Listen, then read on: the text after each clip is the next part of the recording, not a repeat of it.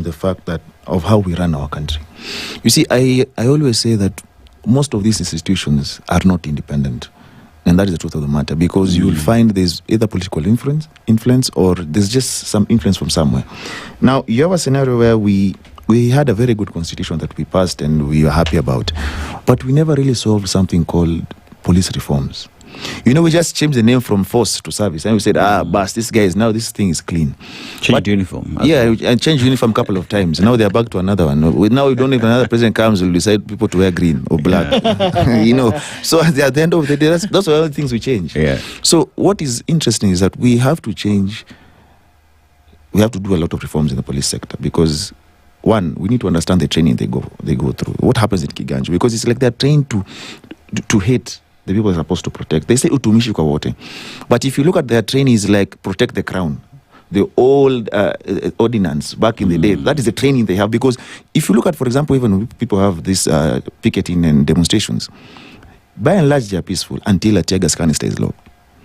And there are some cops who still believe there's an offense called illegal assembly. You ask them, what is that? In this day and age, they do not understand that. So we need to do a lot of, one, civic education to those police officers that actually work for us. That is very true. Number two, a lot of reforms are needed in the police service to actually make it a service, not just a force. Yeah. And to say that we actually never made it a service, to date, we still hear horrific stories of we still have torture chambers. Yeah. We thought they ended with the new constitution. But those who are abducted, they tell you they were taken to an alley somewhere in a basement.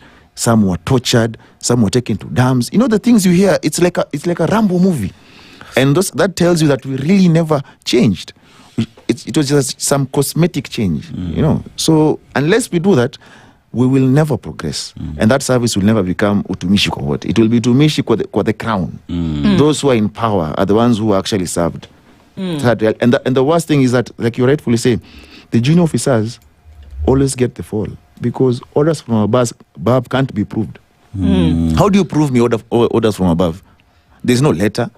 There's no phone call. You didn't record it. You didn't record a phone call. There's no SMS. Yes. Okay. It's as simple as we meet. Where fanya hivi. And you know, now they have to respect the crown.